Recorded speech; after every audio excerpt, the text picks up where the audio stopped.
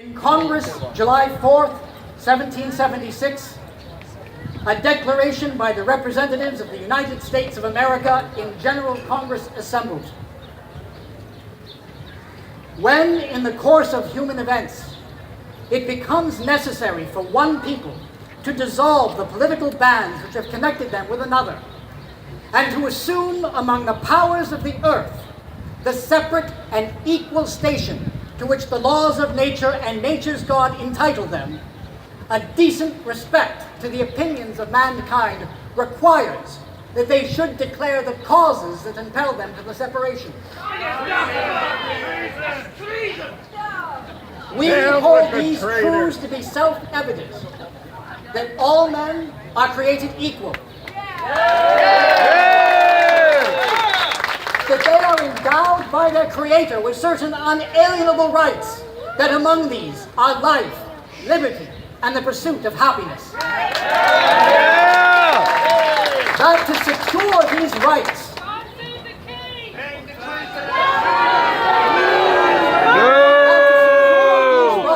governments are instituted among men, deriving their just powers from the consent of the governed. That whenever any form of government becomes destructive to these ends, it is the right of the people to alter or to abolish it and to institute new government, laying its foundation on such principles and organizing its powers in such form as to them seem most likely to affect their safety and happiness.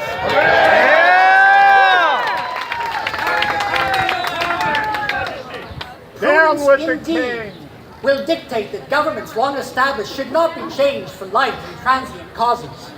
And accordingly, all experience hath shown that mankind are more disposed to suffer, while evils are sufferable, than to right themselves by abolishing the forms to which they are accustomed.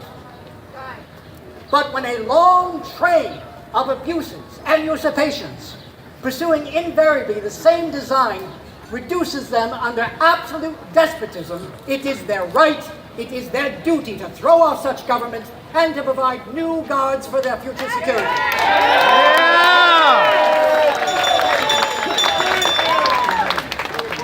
Such has been the patient sufferance of these colonies, and such is now the necessity which constrains them to alter their former systems of government. The history of the present King of Great Britain is a history of repeated injuries and usurpations, all having in direct object the establishment of an absolute tyranny over these states. To prove this, let facts be submitted to a candid world.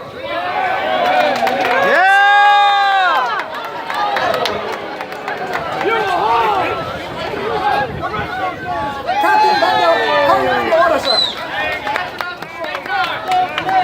Call you into order, sir. Call you into order. Bunch of royalist filthy shirts sleeves, you guys think.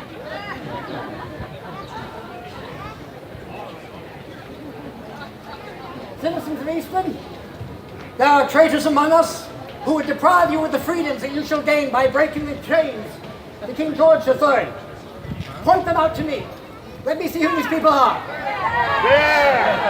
I see the man in the dark hat there. I see the woman. I see a woman, no less. Captain Bender, that man in the black. Have him arrested and those with him. Seize that man!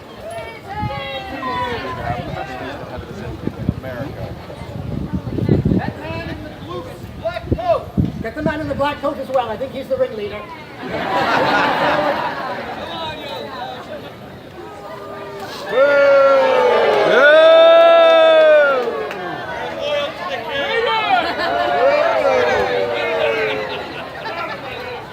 Is there one more? Get him, get them all.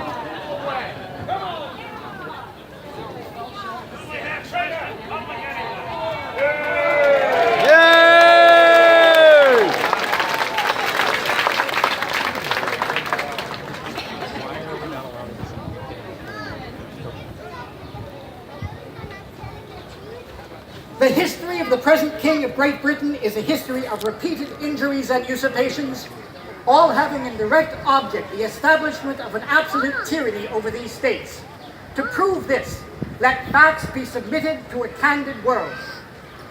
He has refused his assent to laws, the most wholesome and necessary for the public good. He has forbidden his governors to pass laws of immediate and pressing importance, unless suspended in their operation till his assent should be obtained, and when so suspended, he has utterly neglected to attend to them.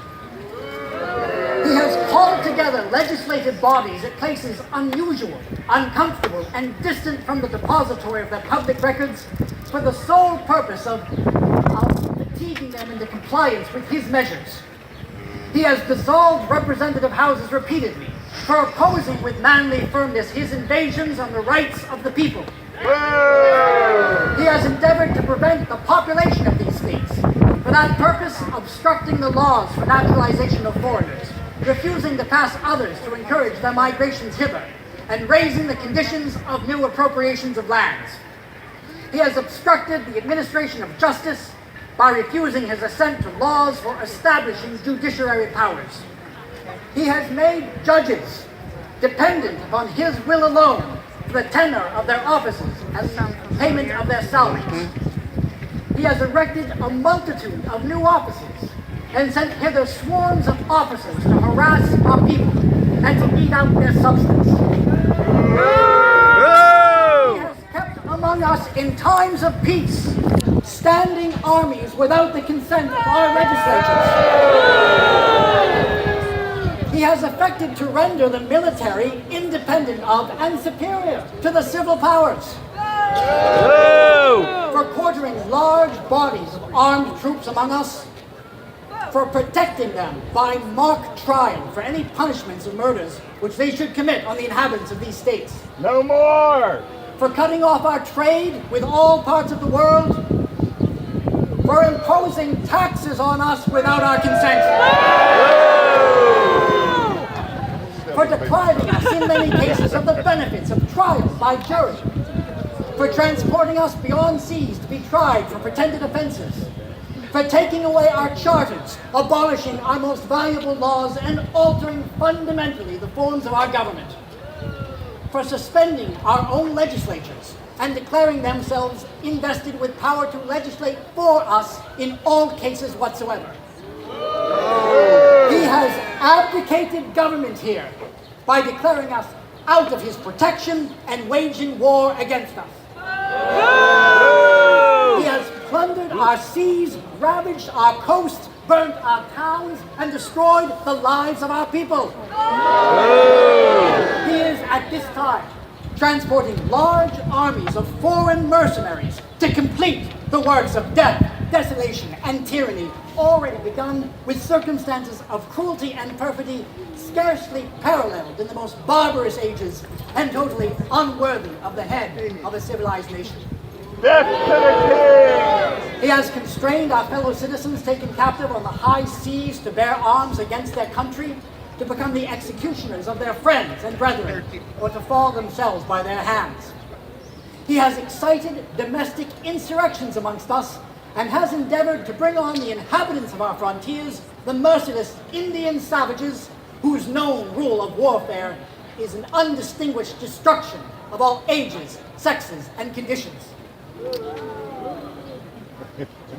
In every stage of these oppressions, we have petitioned for redress in the most humble terms. Our repeated petitions have been answered only by repeated injury. A prince whose character is thus marked by every act which may define a tyrant is unfit to be the ruler of a free people. Yeah! Nor have we been wanting in attention